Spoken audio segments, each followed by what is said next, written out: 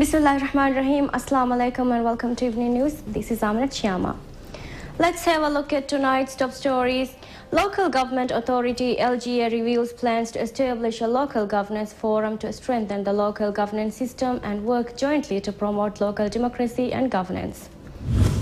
Civil court rules in favor of Malé City Council in the lease agreement case filed by Yacht Tours.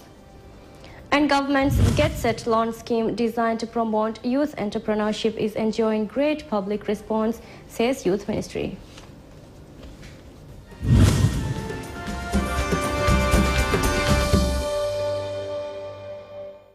Local Government Authority LGA reveals plans to establish a group under the name Local Governance Forum to strengthen the local governance system and work jointly to promote local democracy and local governance.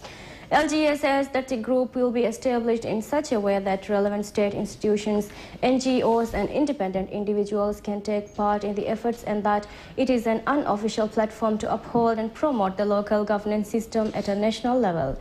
While the opportunity to apply for the group has been opened, LGA says that the application form can be downloaded from its website. Civil court rules in favor of Malé City Council in the case filed by Yacht Tours requesting to order Civil Council to pay compensation and extend the lease agreement of the land where West Park Restaurant is being run. According to the verdict, although Article 11 of the agreement signed between Yacht Tours and Malé Municipality in June 2005 states that the lease has the opportunity to request for an extension of the lease period 6 months ahead of the expiration date in accordance with an agreement the two parties reached, it was not proven in court that the company had held talks with the other party and made such a request 6 months prior to the expiration of the lease agreement. And therefore, the court cannot declare that Malé City Council was taking away the company's right against the agreement. The verdict said that based on that, the court cannot order City Council to extend the lease agreement or pay compensation to Yacht Tours. Youth Minister Mohammed Malik says that the government's Get Set loan scheme designed to promote youth entrepreneurship is enjoying great public response. Speaking on the loan scheme, Minister Mohammed Malik said that the workshop held in Malé yesterday to provide information on the scheme to the public proved that there are many youth interested in owning businesses and build private enterprises, both large scale and medium scale. Malik said that while road shows are being carried out in Addu City and Formula to raise awareness about the loans, information sessions are to be conducted at all youth centers nationwide. He said that application window for the loans will be open from 1st to 28th February. Application forms are being made available at youth centers in all islands as part of the ministry's efforts to increase the loans' accessibility and penetration. Under the scheme, loans between 300 and 800,000 rupiah will be issued. And while 8% interest will be taken for the loans should be repaid within a period between 4 to 9 years. We'll take a short break now and return in a few minutes.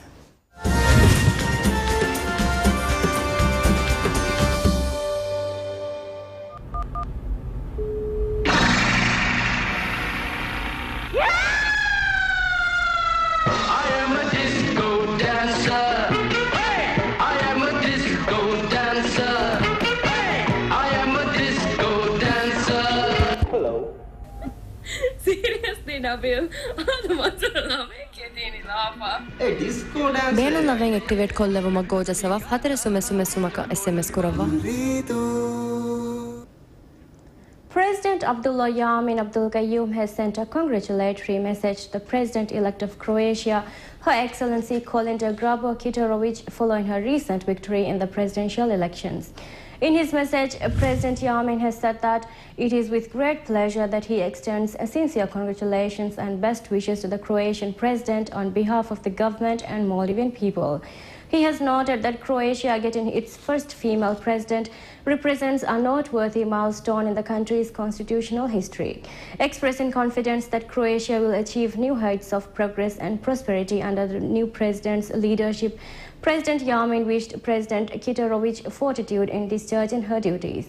He also expressed hope that the friendly relations existing between the two countries will be further strengthened in the years to come under Croatia's new leadership.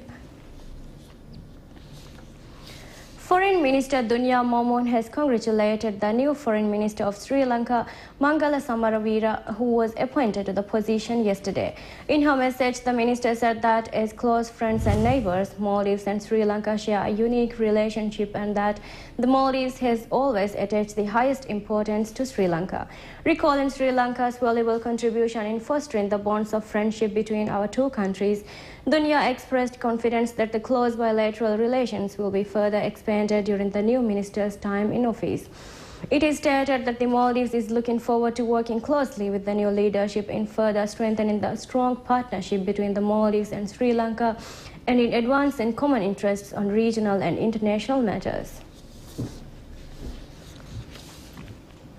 The area where land reclamation work is being carried out under the Hulumala Development Phase 2 project has been closed.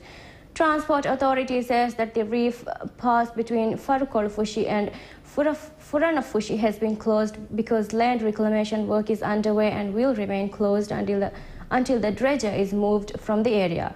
The authorities' announcement said that a half-mile radius from the northwest of Farukolfushi Lagoon has been designated for the dredger to carry sand and urged vessels traveling in the nearby area to be cautious and ensure that they do not obstruct the dredger. 240 hectares of land will be reclaimed under the Hulumala Phase 2 project, targeting a population of 100,000.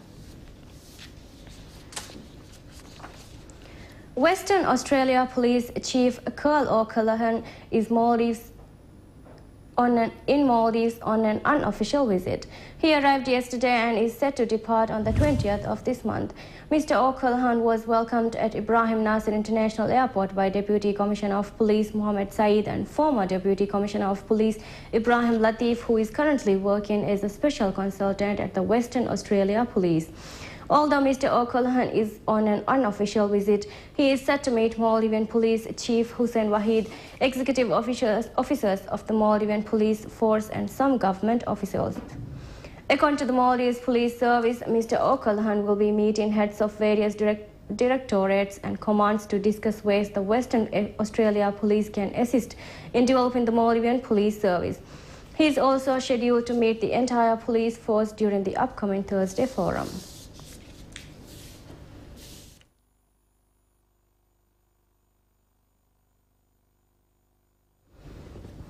With that, we conclude tonight's evening news. Thank you for joining us. Have a good night.